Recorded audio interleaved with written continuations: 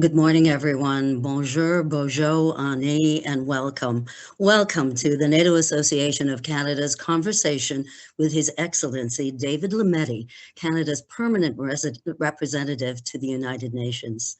I'm Indira Naidu-Harris, a director on the NATO Association of Canada's board, and I can't tell you how pleased I am to be here with you all today for this important and timely conversation with our special guest, Ambassador David Lametti. Today's discussion is part of the NATO Association of Canada's ongoing diplomatic speaker series, a series featuring international ambassadors, academics, and world leaders with a focus on strategic security, international institutions, and Canada's foreign policy. Our discussion this morning is titled Advancing Peace and Security, Canada's Role at the United Nations. And, well, difficult work as our country tries to build a solid path to the future for Canada during an unpredictable global environment. Today, we will explore the changing role of multilateral institutions, human rights, global security, and NATO and the UN, and how Canada fits into all of this. You see, this is an incredibly important moment in time. We are witnessing firsthand a series of troubling events around the world, events that could have serious consequences on our future.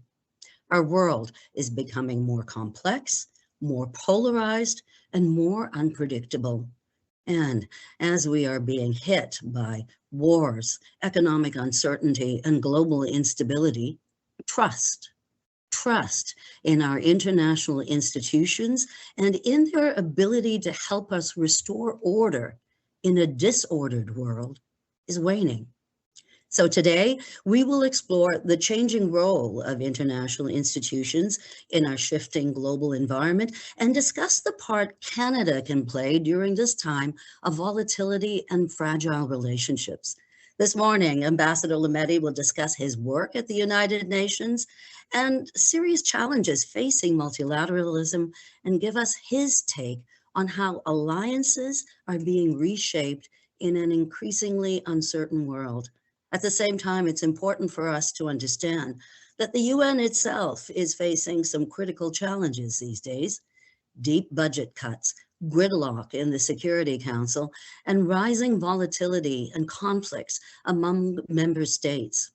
That means Ambassador Lametti, as Canada's representative at the UN, has to carefully navigate through these difficult issues to create a strong path forward for Canada as a peacekeeper, as a builder of international relationships, and as a protector of human rights. Not easy. The good news is that Ambassador Lametti is well suited to take on these difficult tasks. He is a distinguished legal scholar who served as Canada's Minister of Justice and Attorney General, as well as a member of Parliament and federal cabinet minister. Most recently, he was Principal Secretary to Prime Minister Mark Carney. The ambassador joins us now.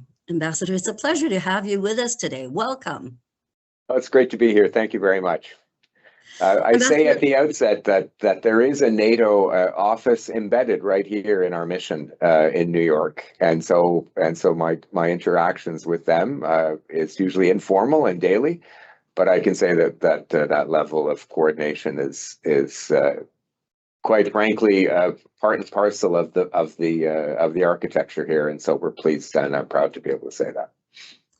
That's fantastic news, and that really means that there can be ongoing conversations as things change and develop with the kind of uncertain world we're living in right now in the global environment. Thank you for sharing that with us. I'm going to kick things off today by asking the first question. Ambassador Lametti, as I mentioned, these are uncertain times, and we're living in a world of shifting global alliances and ongoing international conflicts. And you've been tasked with navigating Canada's diplomatic strategy through all of this. It seems Canada is pivoting to a new age, if you will, of diplomacy. We're moving away from traditional alliances to confront a fractured global order, all while forging a path forward as a middle power, a tall order. So, Ambassador Lametti, I have to ask you, what do you see as the biggest challenge facing multilateral institutions like the UN right now? And is there actually a role Canada can play in all of this? I mean, how can we have an impact? Well, I think, thank you for that question, first of all, and thank you for the introduction. And as I said at the outset, it's a pleasure to be here with you. First of all, I think you've identified some of the challenges right now, which is we had a global order that has existed since the end of the Second World War, created the United Nations in response to two very destructive wars in Europe that had global impact in each case. And we've had a system that has worked at times better than others to maintain peace, to foster development, to foster peace and security and protect human rights, the pillars of the United Nations system. We have seen in the last number of years some of the great powers both being aggressors in certain cases and using the Security Council, using their vetoes on the Security Council to block the potential reaction of the United Nations Security Council, or to do it on behalf of regional powers. So we have a system that is not as respected, I suppose, in terms of its multilateral dimensions. And as some have said, we're possibly moving back to an era of major powers. The Prime Minister outlined this in his speech in Davos, his very famous speech in Davos. And so we may very well be at a watershed. I think you have begun to, in the framing of your question, also begun to articulate what our response is. So I don't think we're abandoning our traditional alliances so much as we are adding to them. So we have a number of traditional alliances. NATO is one of the most important ones. But also, obviously, our relationship to the United States, there's the G7, G20, and then all our various trade agreements. But what I see the Prime Minister doing, and the Minister of Foreign Affairs, is building out on that. So trying, for example, in the economic sphere, to link more of our trade partners, whether it's our CETA group in Europe with the CPTPP group in Asia, or whether just reestablishing business relations or good relationship with China, with India. All of this is part of, I would say, building on to relationships that we previously had. So there is a new variable dimension. The Prime Minister has called it variable geometry. Alexander Stubb, President of Finland, has called it principled pragmatism. There are a variety of different monikers for it, but it is about taking the world as it is and building the relationships that we need to affect certain goals at any given point. Well, frankly, even though these are challenging times, there are so many opportunities, actually, and thank you for sharing that. And, from what I say, there's also a real opportunity for here for Canada to lead when it comes to the conversation about middle powers and the strength we have and the strengthening of our partnerships and relationships there. And so thank you for sharing those those insights with us and your thoughts on what lies ahead, but also I think the opportunities that may exist there for Canada. So really, can I jump in for just a minute and underscore what you've just said, which is yes, there are great opportunities right now. Canada has always been a well-respected player in international institutions, generally at the UN, but also in the G7 and the G20. We and the other economic and social bodies in which we participate. We've always been a well-respected player. But I would say that a level of goodwill and trust in Canada has been increased by the Prime Minister's speech in Davos. Yeah. In part because we are in a challenging moment with our neighbor to the south. I think everybody's admitted that publicly. And for the Prime Minister to have given that speech in the context that he did, with those ongoing challenges to our relationship with the United States in view, the trade questions, in particular the economic questions, people looked at his courage and said, well, look, if Canada can be a positive voice in all of this in this period of time, we should all be thinking about moving in the same direction. So we're now seen as a leader. The Prime Minister has exercised leadership, and I think we benefit now from even more. And if I may add to what you're saying, you're talking about us being a positive voice in that space, but frankly, it's also that we are developing and being recognized as being a strong voice in that space and in the international space when it comes to these conversations and how we forge a path forward. And you are at one of the leaders in these conversations, and so it is we are incredibly thankful to have you here with us today and to be able to share some of your thoughts and ideas. And I would say that these are uncertain times, but it's also an exciting time as we look to the future and the role that Canada can play when it comes to building peace and pathways forward to peace and, of course, security. I'm going to be turning things over in the next little while, Ambassador, to the folks here. And if you will give me a minute here, I want to remind folks who are watching us that if you have any questions that you'd like to ask Ambassador Lametti, who frankly has some real thoughtful things to tell us and insightful things to share with us, things that you'd like to ask him. We've set aside some time at the end of this conversation for a Q&A. So if you have a question you want to ask him, please submit those questions for His Excellency into our chat box, and we'll take it from there later on in this hour that we have with you. Here now, to continue this important conversation with our remarkable guest, and he is remarkable. I feel I could go on talking to you for hours.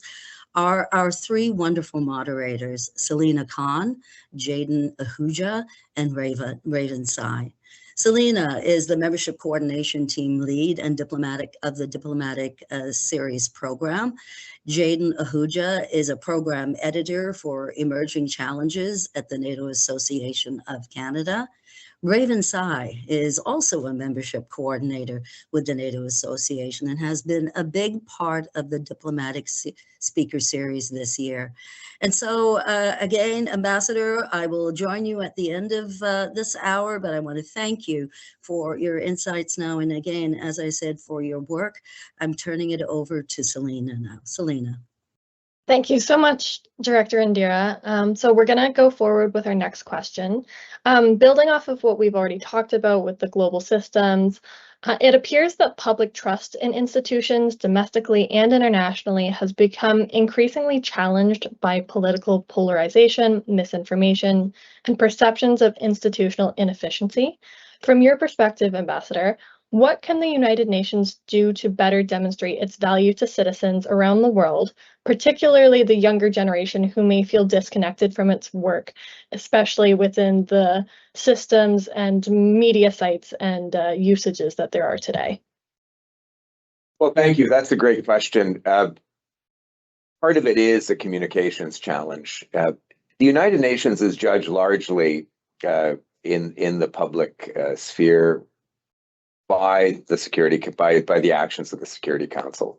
And we're in a moment right now where the Security Council isn't working. The vetoes are being used in such a way so as to prevent the United Nations from taking action in Ukraine, from taking action in Gaza, from taking action in South Sudan. And those, I think, are rightly seen as weaknesses in the Security Council system. But the UN does a lot of other things well, and we probably don't communicate that as well as we ought to. The United Nations is unparalleled in terms of delivering humanitarian aid in the world, and the other NGOs around the world work with the UN to develop to get aid to places, and we're going to see it in Venezuela shortly, but also other parts of the world where there is tragedy. The United Nations development systems have worked to lift, I think, over 1 billion people out of poverty out of acute poverty in the past 10 years. all of these are successes. We have a number of different technical agencies that the UN organizes, from standards to aviation to marine transport, that again work very, very well. And the world as we know it would not function, and the economy of the world as we know it would not function without all of these UN bodies and agencies, but they're not as well publicized. Again, people focus on the Security Council. So we need to communicate better what the UN does well. We also obviously need to fix the Security Council, and we need to have, I think, strong leadership at the center of the UN, in the position of Secretary General, to really be a strong voice to try to mediate and help solve a number of the crises that exist in the world, particularly those that involve armed conflict. So we've got a lot of work to do. It remains a unique institution. It remains the only place in the world where 194 countries can convene on an equal basis, and where we can talk frankly about things, and where a number of informal dialogues can take place in addition to the formal things that are happening in the General Assembly and in committees. But we do need to communicate that better, and we do need, I think, a renewed commitment to the principles and values of the UN Charter from all countries, large and small, powerful and less powerful. Well, thank you so much for that answer. It is very nice to hear you say that there is communication challenges, but that's something to work towards for the future. Here at the NATO Association, we also recognize that there's so many things to cover within communication that it is very hard to do sometimes. But that kind of, your answer there does dive into our next question. Going further into public trust in institutions, a key reason for public trust is the idea that domestic and global systems will protect and promote a world respectful of fundamental human rights. The UN's human rights framework is built upon the principle that certain rights are universal. Yet, interpretations of rights and state obligations can sometimes vary significantly across regions and political systems. How do you think that the United Nations can navigate these differences while maintaining the credibility and universality of the international human rights system? And additionally, is Canada able to remain a leader in promoting universal human rights going forward? Well, answering the second question first, I think Canada has to be a leader in the protection of universal human rights moving forward. We were there at the signing of the Charter, and we've had a number of critical players who've contributed over the course of time. The two that immediately come to mind are Lester Pearson and our current Governor General, Louise Arbour, both of whom have played an instrumental role in the development of the UN, and Justice Arbour in the elaboration and protection of human rights. So we need to maintain that leadership role. Absolutely no question about that. It represents our values, and it represents a part of the UN system in which Canada can be a real leader and contributor and help shape the actual dimensions of human rights protection around the world. The first part of your question is harder, and there have been obviously, as any good lawyer knows, there will be nuances in interpretation of the substance of human rights that will evolve over time, possibly even regress during certain periods. But we have to keep those values in front of us. So let's say the values of the UN Charter in front of us, or the values of the Canadian Charter, the American Bill of Rights, or other such documents, the European Charter, the European Convention. Keep the substance of those rights in front of us and work towards them, even when they're challenged, even when they're challenged by great powers, even when they're challenged by regional conflict or other political, ideological, or social movements that will, from time to time, diminish those rights. I don't want to say it's simply aspirational, but the aspirational part is really important. We have to strive always to protect these rights, even when they are under attack.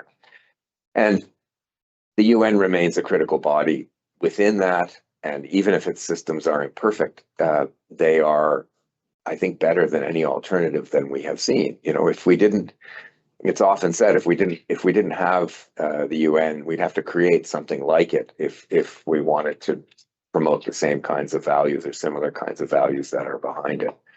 So I think there's this ongoing tension between trying to do your best in imperfect circumstances, but always keeping the sort of series of principles in front of you. The UN Charter being the primary example of that.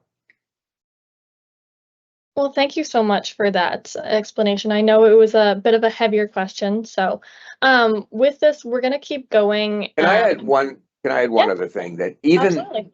I mean, one of the I think indicia of the resilience of these values is the fact that even when you get transgressions, major transgressions of the UN Charter, the transgressors still try to frame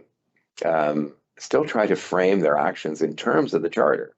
So, for example, you will attack a country and then frame it in terms of self-defense. It may be true that the average reasonable person, the average intelligent reasonable person would say, well, that's bunk. You're clearly not doing that. But at the very least, there is this attempt to say, well, we're still within the framework of the values. And so the values themselves, the UN Charter, still has resilience, even if it's being misapplied or misinterpreted. Yeah, that's absolutely understandable. And we do, at the NATO Association here, we do focus within our scope on educating and investing. And so you are right, having those base principles and the fundamental that we, aspire and strive towards, those fundamental human rights are something that you build, it's a base that you build upon. So thank you for highlighting and mentioning that. I am now going to pass it along to our other moderator, Jaden, who's going to continue this conversation. But thank you again for emphasizing the values that we have within those human rights scope. So now I'm going to pass it to you, Jaden. Thank you very much, Selena, and to Ambassador Lametti for the insightful start we've had to our conversation, which I think has really emphasized the importance between the values we should be striving and aspiring towards, and as well the action that we can take. Ambassador Lametti, as Canada's former Minister of Justice and Attorney General, it's safe to say that the protection of fundamental rights and the rule of law has been central to your work. Yet, at a time where geopolitical competition is often overshadowing discussions of human rights, how do you believe the UN can ensure that human rights remain a core priority rather than becoming secondary to other strategic interests?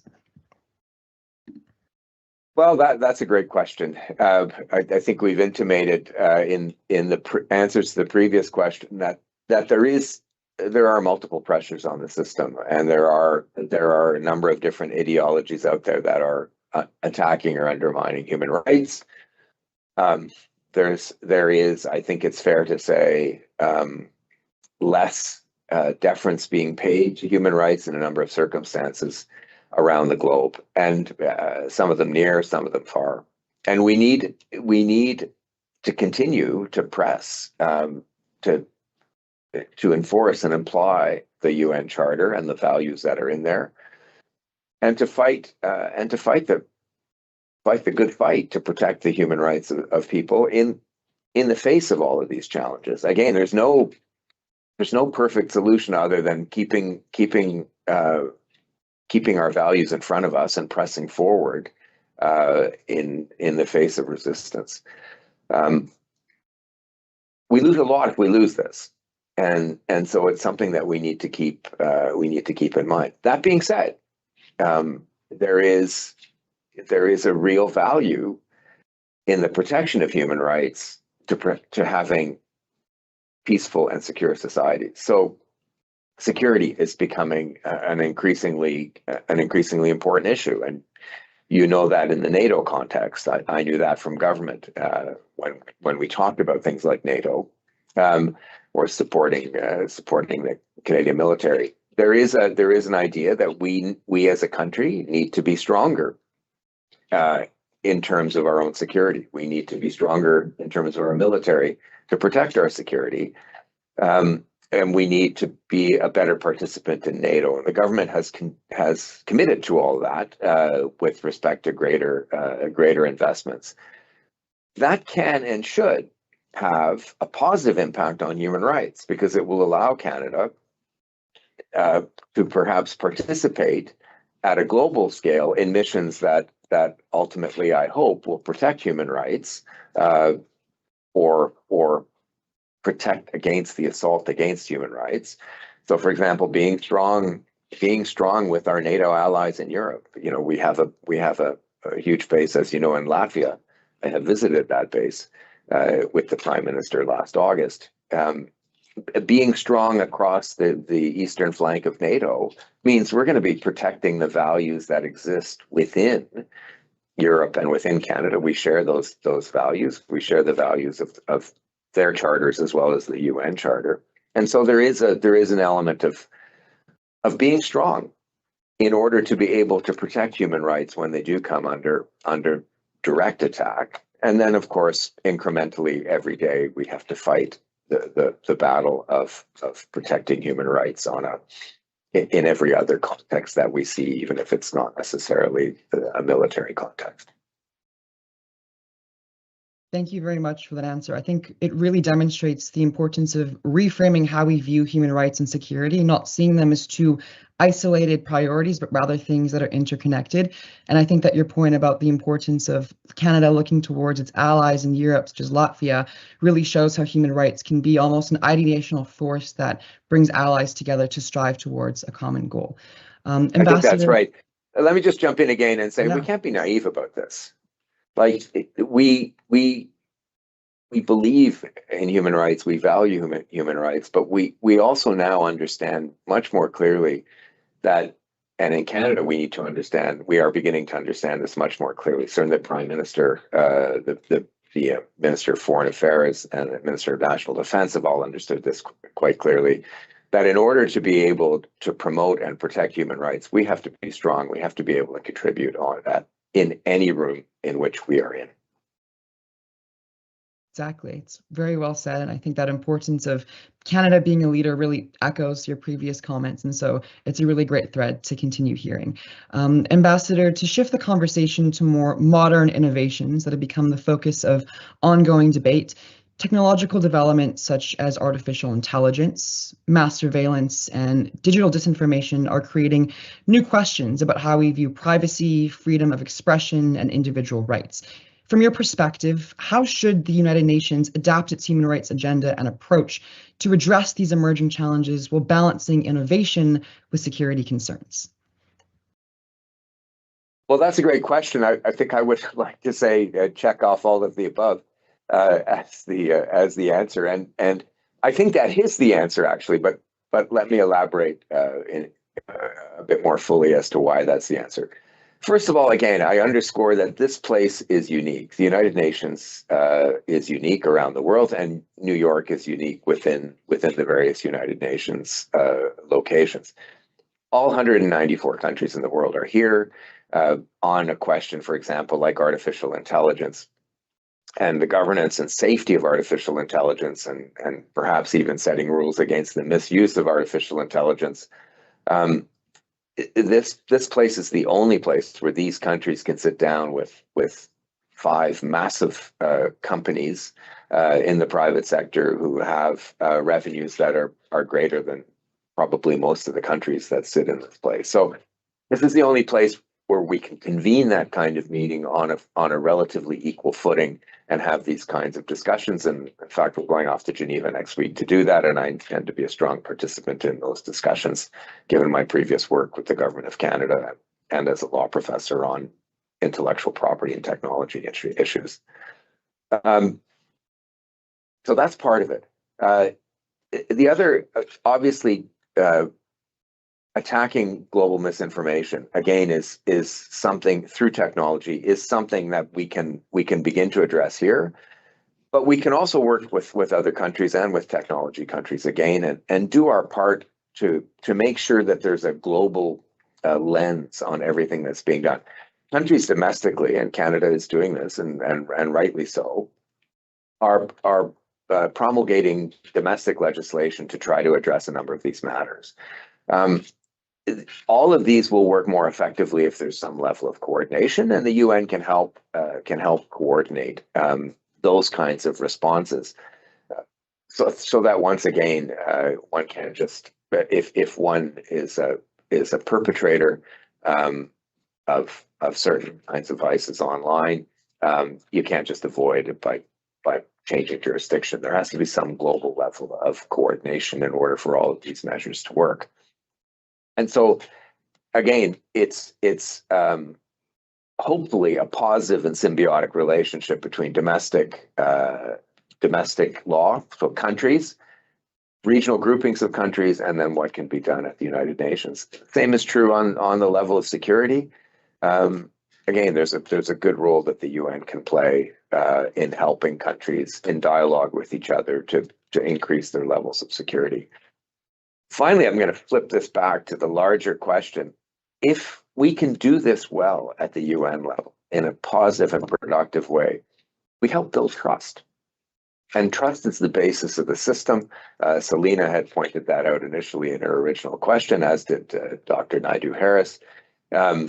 We need to build that trust, and it's only incrementally, day by day, piece by piece, by working positively and proactively as an international filter in aid of countries trying to bolster their own human rights, their own security, their own proper use of technology, that we can move these discussions forward and build trust.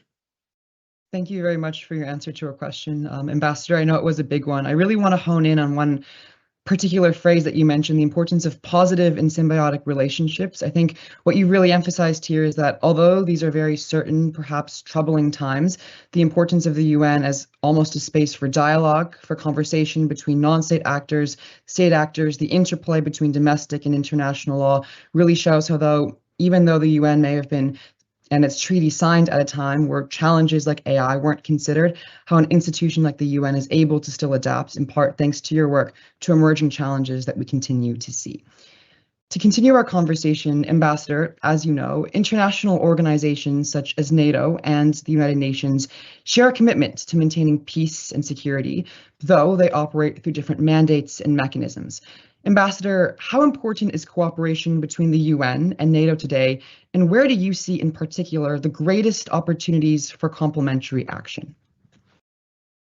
It's critically important, and we saw the history in Bosnia of the United Nations through a Security Council resolution mandating NATO to take on an important role in the reestablishment of peace and security in the Balkan region. That's a good model. The UN has occasionally used other delegated models. We're doing it right now in Haiti. It's not NATO, although it is Canada, the United States, two NATO countries who are leading a group of 6 friends who are coordinating a gang suppression force and effectively rebuilding mission, again, through the workings of a UN Security Council resolution, and through a number of UN agencies, which will hopefully help rebuild Haitian society once the gang suppression force has done its work. So this kind of delegation model can work, and NATO is a primary player in critical regions of the world that where NATO countries are members. We can use other. We've used the Organization of African States. We've used the Organization of American States as well, and again, working in conjunction with regional associations and organizations. I think we can achieve great things. The beauty of NATO is, I think, while it is meant to be a defensive alliance between effectively North Atlantic countries, slightly wider now into Europe, it also shares the same values. These are countries that all share the values of the United Nations. A number of, I think virtually all the countries. If you think of Canada, the United States, and you think of Europe, all of these countries have charters that are similar in terms of the values that they have to the UN Charter. And so I think there's a special relationship there because of those shared values and shared goals: peace and security, ability of countries and peoples to flourish, respect for human rights and human dignity. All of those, I think, are good things that make the UN NATO relationship particularly special. I've seen that here in terms of committees. The last session on nuclear non-proliferation, NATO had an important role in those various deliberations, as well as member state countries, and so there's a positive relationship between NATO and the UN, and as I've mentioned at the outset, we have a NATO office embedded in our Canadian mission here. We felt it was important to welcome NATO physically and to make sure that they were always nearby in terms of our conversations with other countries here at the United Nations. Thank you, Ambassador. It's really inspiring to see how that partnership has and will continue flourishing, and the importance of, as you mentioned, the role of charters in setting out the values we ought to aspire for, but then as well things like a NATO office in terms of continuing that form of dialogue and building upon that relationship between NATO and Canada and the role of multilateral institutions. Ambassador, to wrap up our conversation before we head over to the live Q&A, as global security becomes increasingly interconnected, no single institution can address every challenge alone. Looking ahead, what do you believe the relationship between the UN and other international organizations, including, as you've touched upon, NATO, should look like to ensure that collective security remains effective in the 21st century? Well, I think the Prime Minister nailed this in his Davos speech, this idea of variable geometry. We need to keep, in addition to the base values that are represented, say, in the UN Charter or other charters around the world, we need to look at other kinds of groupings, trade zones, or specific kinds of challenges and problems that arise, and that geometry will vary. And so the United Nations will work with domestic countries, will work with NATO, will work with the Organization of American States. To some extent, we're doing that in Haiti. Work with the Organization of African States or other regional groupings, as well as with the G7, say on, the regulation of and safety of artificial intelligence. We'll work with the G7. We'll work with the G20. We'll work with non-aligned countries. We'll work with big business. We'll work with NGOs and other civil society actors in order to develop solutions or propose solutions or to set standards, whatever the UN role may be at that time, in order to better facilitate peace and security on the ground, human rights on the ground, safe AI on the ground, whatever the particular goal is. So the geometry will vary depending on what we need to do, and so the intensity of the relationship with NATO or with another group will depend on the actual goal that's being sought after. I can't give you a more specific example. I've given Haiti as an example already. I've given AI as an example more widely. These things are going to vary. Finding solutions, and it will require strong leadership at the UN, and it will require strong leadership in domestic countries and various member countries of the UN, but also of other alliances, and it will require strong leadership of non-governmental organizations and other powers out there. Thank you very much, Ambassador. I think the framing of variable geometry perfectly sums up how, when tackling different issues, it really is a consideration of the circumstances, the objectives, the goals, and the challenges at play. And I know at a time where the world feels increasingly fragmented, the importance that you've emphasized in place on complementary action and collaboration truly is inspiring. Thank you very much for those wise words and all your answers to our previous questions. This concludes the first part of our Q&A, and so I'll now pass on the floor to Raven Tsai to pose the questions from our audience who have been asking questions in our YouTube chat box. Thank you very much. Hello, Ambassador. The first question I have for you is one that is actually personally for me. I wanted to ask you about the Sustainable Development Goals, which of course were developed through the UN's post-2015 process and were adopted as part of its 2030 agenda. And they're meant to be global in scope, but they are primarily shaped by action at the local level. As a proud student of Durham College and a proud resident of Durham Region, I've seen firsthand how much student-led initiatives and local communities can contribute to advancing these goals. From your perspective, are there specific SDGs where you believe our country is especially well placed to make a meaningful contribution to? And on a grassroots level, what can everyday Canadians do to help advance these goals? Well, again, let me flip to the last part of the question first. I think everyday Canadians in everyday life and student groups in everyday life can continue to advocate for the SDG goals. We're going to meet in 2 weeks' time here at the UN. It's the high-level political forum, and the focus will be on 5 particular SDGs, all of which are pertinent to Canada. And we will also be looking at what will come post 2030. The SDGs are, I think, important. The 17 SDGs are important goals that the world needs to try to get to. Admittedly, some countries have made less progress than others, and no country has really made as much progress as it ought to have made. But yet they still remain important, and so the post 2030 will be very important. And so groups, community groups, student groups, advocacy groups will need to continue to press forward so that we get, frankly, the world to a better place. I particularly focus, I think, in Canada on clean drinking water as something that, and water management as something that we need to prioritize, in part because we have a challenge. We have an ongoing challenge, in particular in a number of First Nations communities, with respect to clean drinking water, but we also have a lot of water.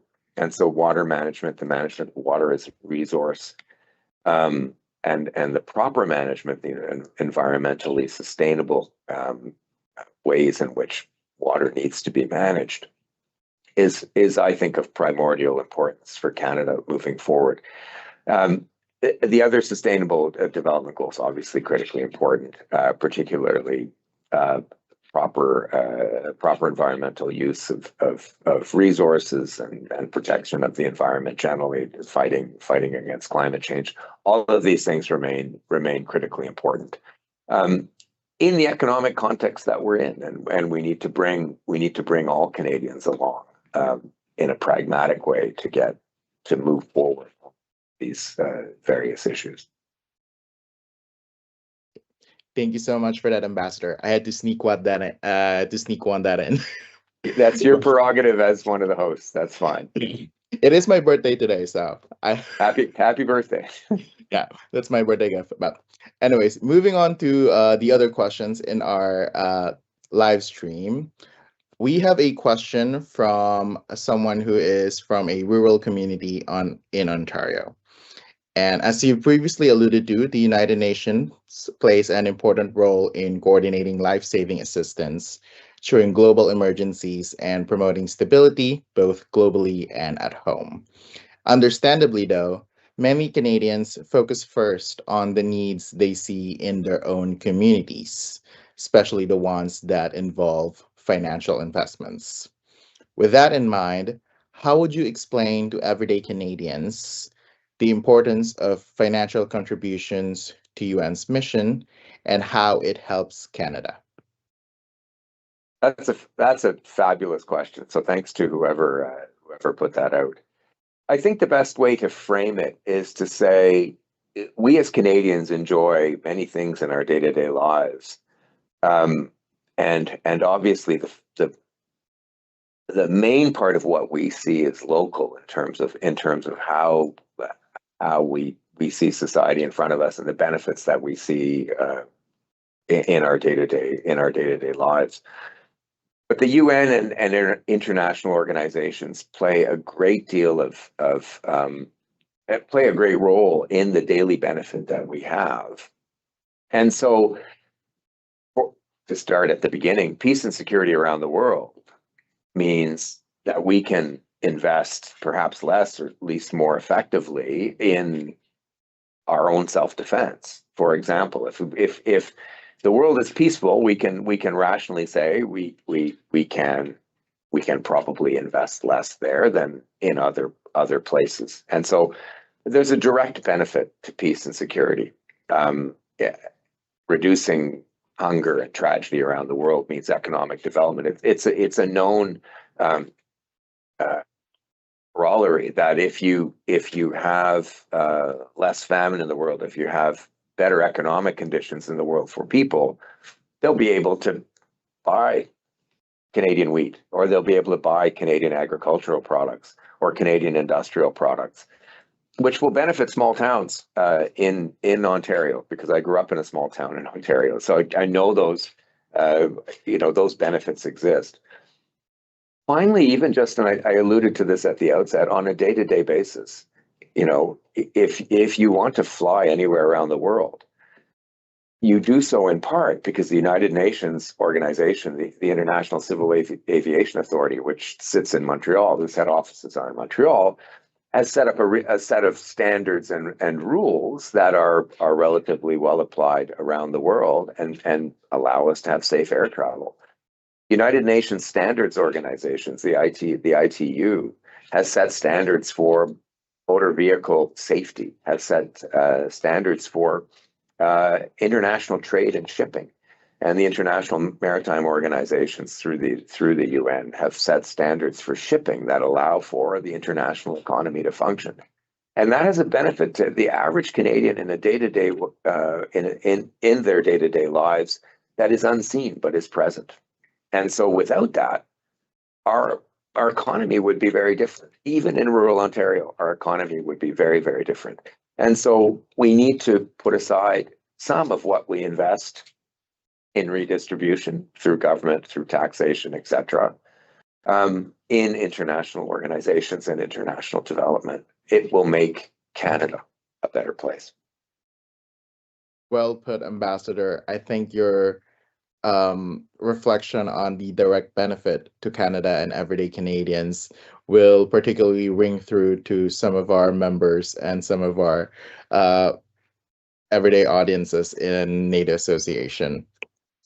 I do want to ask you, though, I don't think we've talked about it already, but in your role as ambassador to the United Nations, tell us what does your typical day look like, and what does your job entail?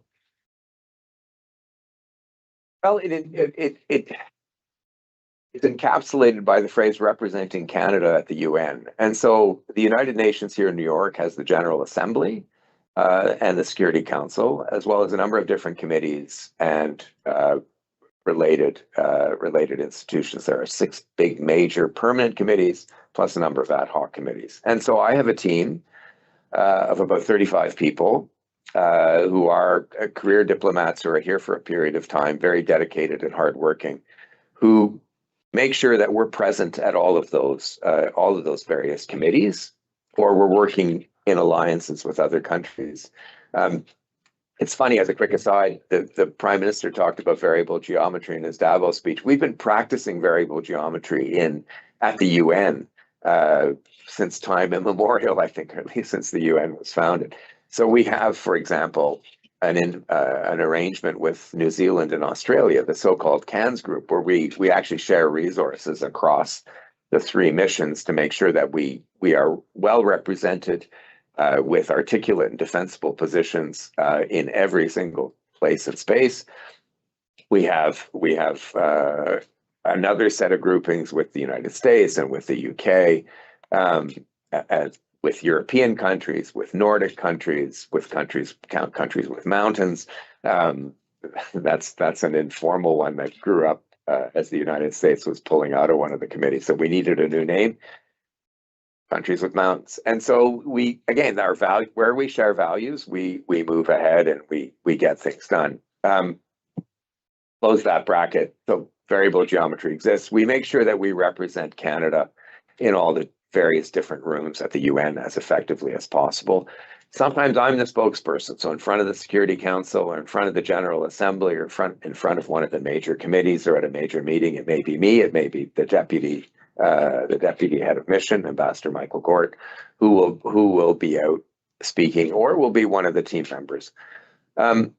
And we create these kinds of alliances to make sure that we advance Canada's interests, whether it's candidates for positions within the UN or whether it's on specific policy matters.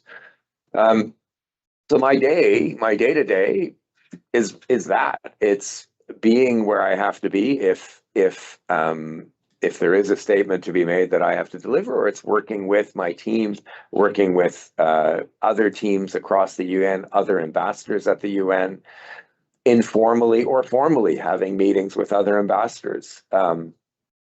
Sometimes it's a serious formal meeting where we are advancing the policies that our Prime Minister, our Minister of Foreign Affairs have set out for me to advance.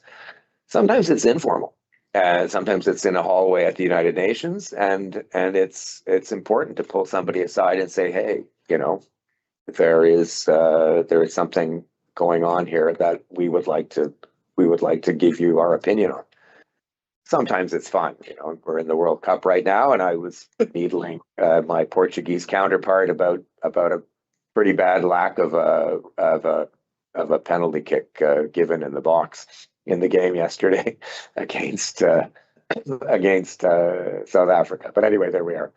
Thankfully, our Portuguese Canadian put the ball in the net to win the game. Have you talked to our South African ambassador since then? Not yet, although we did have a friendly wager of some good South African wine versus some good Canadian wine. So hopefully he delivers on that. I would have loved to have been a part of that, but thank you for that answer. We hope all that breakdown of all the missions that the United Nations take part into will help motivate some of our younger Canadians to invest some of their time to participating in the mission that United Nations in promoting peace and security around the world.